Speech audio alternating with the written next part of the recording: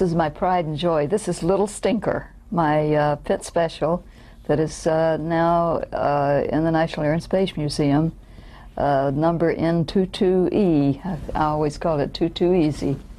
And little tiny airplane, only weighs about 544 pounds. And a great joy to fly. As you were flying along cross country, you look out there at that little short wing and think, what in the world is keeping me in the air? Marvelous little airplane.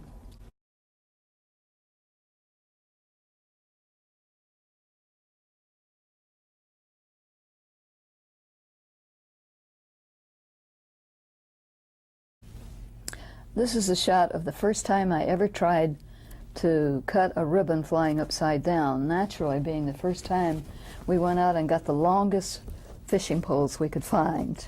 And two very famous people held the pole for me. One of them was Steve Whitman, who has won more air races than any other person in history.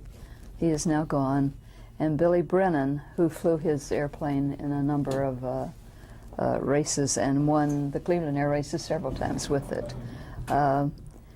I did learn how to finally hit the ribbon coming through and cutting it with a prop. But I kind of saved this shot because it was the first time. Oh, one thing of interest, during an air show, you'd have somebody from the crowd come out and hold one of the poles for you.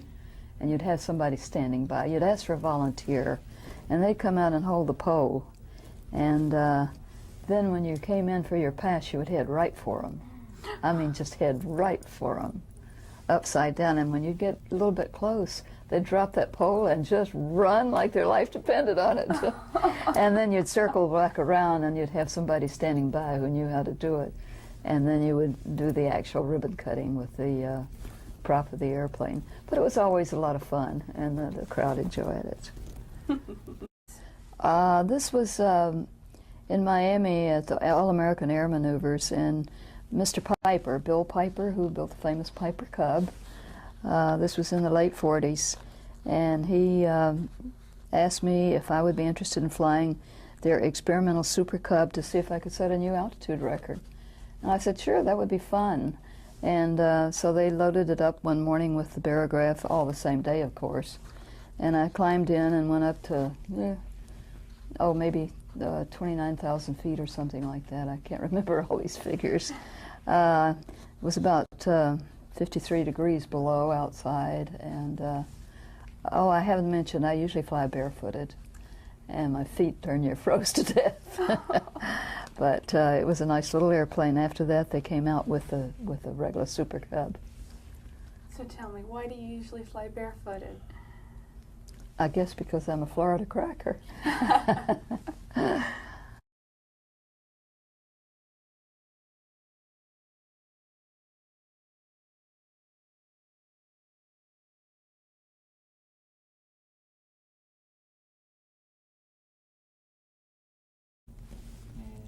This is on Daytona Beach, the sands of Daytona, long before the track was built.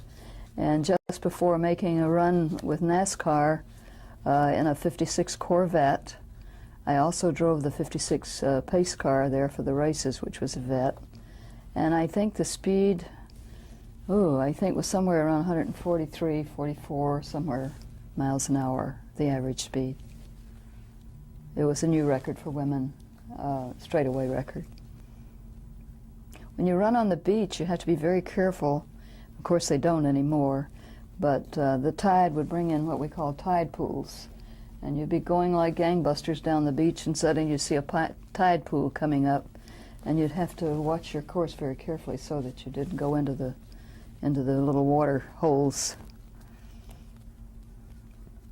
This is a very exciting place. It's called Bonneville Salt Flats, and it goes for many, many miles. And it's hard as a rock, and it's where most of the speed demons go to set their records. This is the Green Monster Cyclops.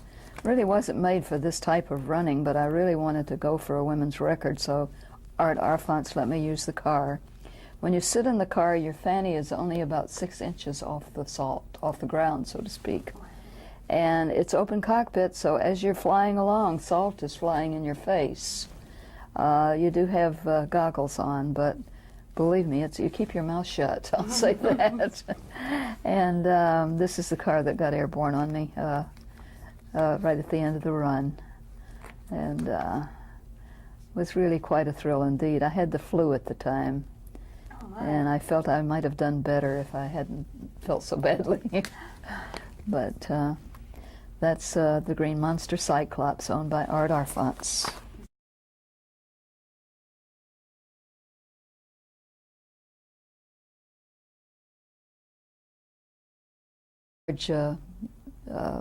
Pair of men's pajamas the whole time I was there. This is a sound room, and they would put you in there to check your various reactions and sounds, and actually it was so quiet in there you could hear your own heartbeat. It was kind of interesting. Quite a interesting experience, and yeah, right. Quite a classy outfit. Oh, sure.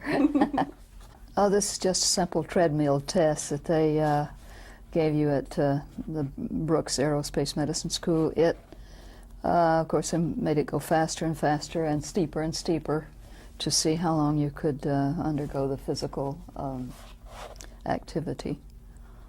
And I have to say, in all of these, you're just grinning and looking like you're having a blast. Oh, I was. I just had a great time.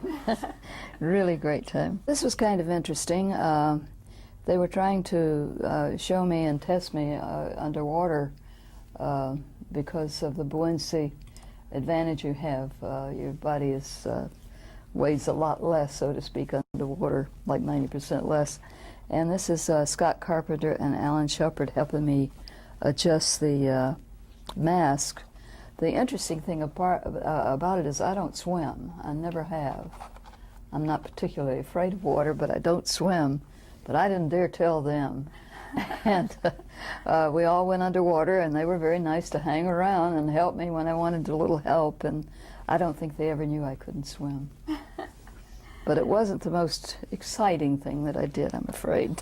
That's interesting. I was going to ask you, with all everything else you've done, from cars to planes to boats to skydiving, I was about to ask if you've done much scuba diving, but... Well, I've done a little, but I didn't particularly like it. I skied in the ski shows at Cypress Gardens a lot, but when I'd fall, I'd just come up and hang on to a ski until somebody came to get me. So I never really learned how to swim. You do all these boating adventures and boat jumping and water skiing, and didn't need to swim. No, well, really, I really didn't. I'm not afraid of water. I just didn't. I don't like it in my ears, my eyes. This was long before America ever flew anyone into space, before Shepard's flight at the Cape, and Wally Schirra and Deke Slayton, the late Deke Slayton, they were showing me what a capsule looks like when it comes back or when it lands and is recovered, in order to find out what sort of damage they could expect on an actual flight. Recovering these test flights helped them a great deal, technically.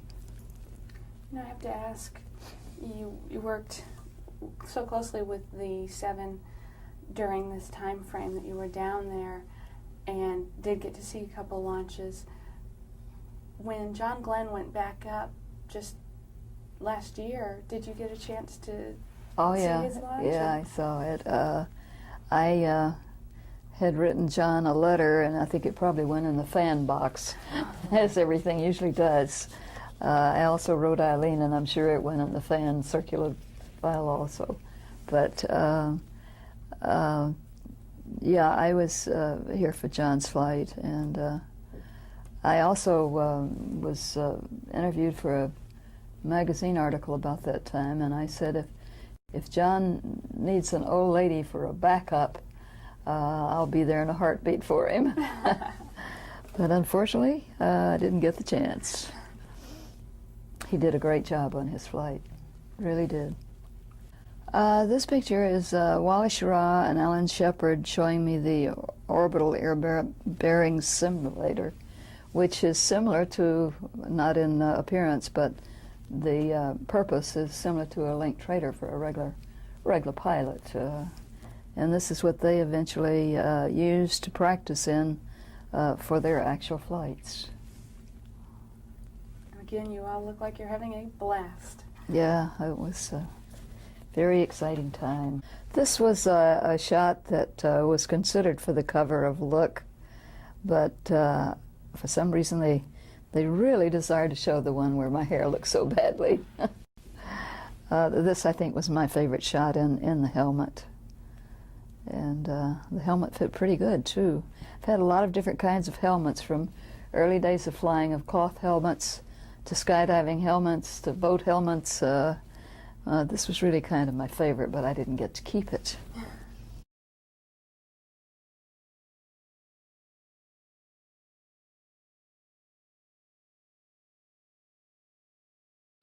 Well, I'm not sure when I saw my first inverted ribbon cut.